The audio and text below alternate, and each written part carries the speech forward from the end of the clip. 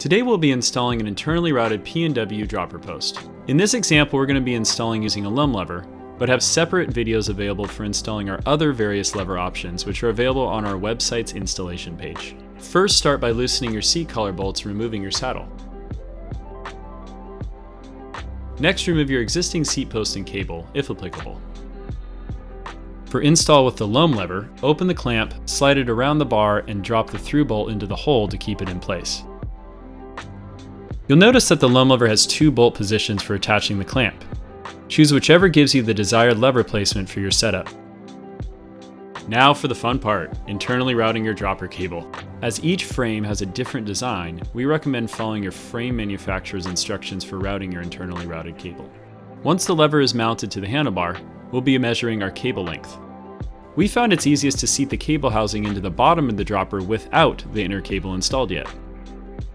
Push the dropper post into the seat tube to your desired saddle height while pulling cable housing through the front of the frame at the same pace. Be careful as to not pull the housing too quickly, as it will lose connection with the bottom of the dropper and your measurements will then be inaccurate. Remove the end cap of the cable housing by pulling on the cable end. Holding the cable housing to the lever's barrel adjuster, make sure you have enough cable housing to turn your handlebars completely by 90 degrees. This ensures the cable won't be too tight if the bars were to twist during an accident, or so long that they're just sitting there flopping around during your ride. Cut the cable housing at the same spot you held to the lever's barrel adjuster. As they say, measure twice and cut once. Next, you'll be removing the dropper from the frame while pushing the cable housing back through the bike. Insert the inner cable into the housing starting at the dropper post end of the housing. Place the cable end into the bottom of the dropper post. You'll see a slot where you can slide the inner cable through while pivoting so that the cable end sits in the actuator cradle. Next, insert the dropper post back into the seat tube while pulling cable housing through the frame as you did before.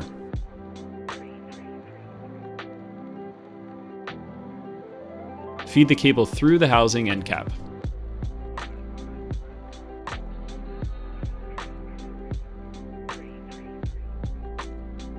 Feed the cable through the lever's barrel adjuster and seat the housing end cap into place. For the Loam Lever, place the cable on the back side of the Loam Lever into the machine groove. Loosen the cable bolt and place cable into the machine groove. Holding the cable taut and your lever fully extended, tighten the cable bolt. Trim the cable behind the Loam Lever using cable cutters to avoid fraying the cable. Use the barrel adjuster to remove slack from the cable.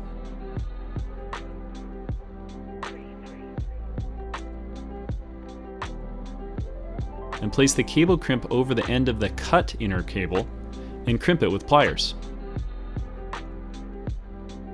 Next, you're going to reinstall the saddle into the saddle rails and tighten to the desired position.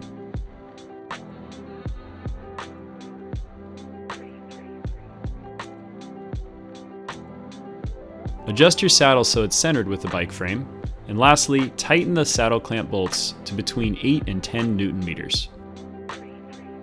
Set your dropper to your desired height and tighten the seat collar bolt until it holds the dropper post in place. It's important to follow your frame manufacturer's recommended torque setting for the seat collar, as this varies between manufacturers. For the coast, use a high-pressure shock pump to add air to the suspension cartridge. You can pump it up to 300 psi without harming the cartridge. It's purely personal preference how much air to add, but as a general rule of thumb, the post shouldn't have sag when you sit on it and will only move when you're hitting larger bumps.